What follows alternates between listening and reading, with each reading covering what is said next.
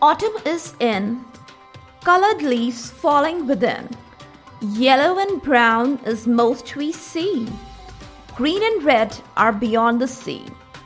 What's your thought in this dry weather? Dusty winds, grounds covered with fronds and petals. Season strokes, color, Mother Nature. A collection of snaps is all we can treasure. After getting this quick weather glimpse, let's get to know the topic of the day. Today's conversation is gonna be all about nicotinic receptors. Welcome all to IS Pharmacology Difficult Podcast. I'm your host, Dr. Radhika Vijay, MBBS MD Pharmacology, and this is the audio hub to get the best simplified basic tips, strategies, methods, and lots of ideas to learn better, understand better, and make your concepts crystal clear. If you really find, and if there's a question hovering in your minds, is pharmacology difficult? Lend me your ears for a while and let in the magic of knowledge. Without any delay, coming over to the nicotinic receptors, they are selectively stimulated by nicotine, as their name suggests. Location is inevitable point. Hence, let's get to know about it. They are found on the neuromuscular junction and all the autonomic ganglia. Also, in the adrenal medulla. In brain, their site is presynaptic, where they aid in release of neurotransmitters like dopamine and glutamate, etc. At all these three sites, a certain degree of molecular heterogeneity is observed amongst the nicotinic receptors. As far as the structure is concerned, they are in the form of a rosette, pentameric shape. Now, in the center of the rosette is enclosed a ligand-gated channel. This ligand-gated channel, once activated, it opens and lets in the flow of cations. Then depolarization and subsequent action potential ensues.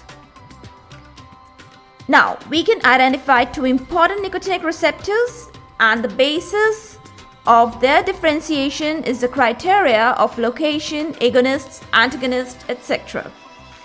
Let's get to know more in this direction. Now, these are NM receptors, capital NN receptors, and central nicotinic receptors.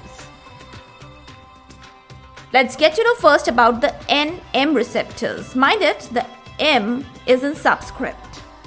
These are the muscle type of receptors, and the M is placed in the subscript. They are found at the end plate of skeletal muscles, and they are postsynaptic in nature. Their function is to mediate the contraction of the skeletal muscles.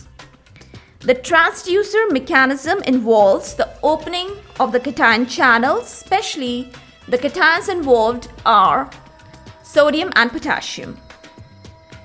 Let's get to know about the agonists. The selective agonists for the NM type of receptors are phenyl trimethyl ammonium, that is abbreviated as capital PTMA. And other agonists to account for are acetylcholine, nicotine, and succinylcholine. Let's get to know about the blockers also.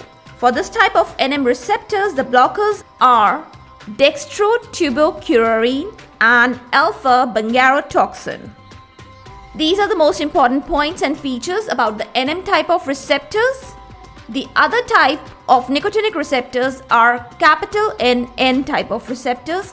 Again, the second N is in the subscript.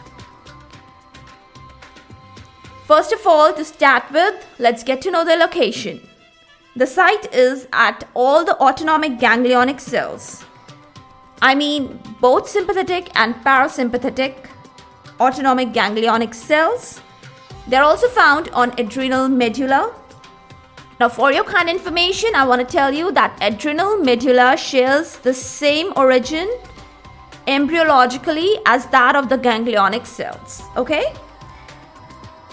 And the other areas where these N type of receptors they are located are the areas of brain and spinal cord. Now they are also postsynaptically located. The primary role of N type of receptors is to constitute transmission of the impulses via autonomic ganglia, and they are also involved in the firing of the neurons situated postganglionically. They are also involved in the secretion of epinephrine and norepinephrine from the medulla. The transducer mechanism consists of the opening of the cation channels. Here the cations involved are sodium, potassium and calcium. Now let's get to know about the selective agonists. They are dimethylphenylpiperazinium, which is abbreviated as capital DMPP. Other agonists, they are nicotine and epibetadine. Now, epibetadine is derived from the South American frog dermis. Now, what are the blockers of N type of receptors? To account for, I have hexamethonium and trimethophan. These are the blockers of the N type of receptors.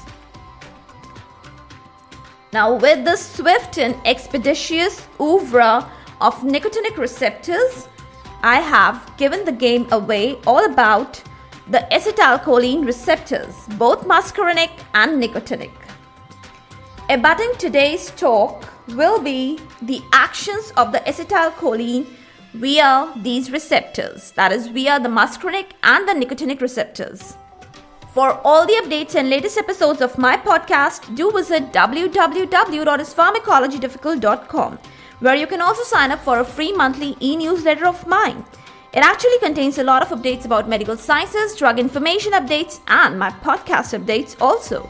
You can follow me on different social media handles like Twitter, Insta, Facebook, and LinkedIn. They all are with the same name as Pharmacology Difficult. If you are listening for the first time, do subscribe and follow whatever platform you are consuming this episode. Stay tuned. Do rate and review on iTunes, Apple Podcast. Stay safe, stay happy, stay enlightened. Thank you.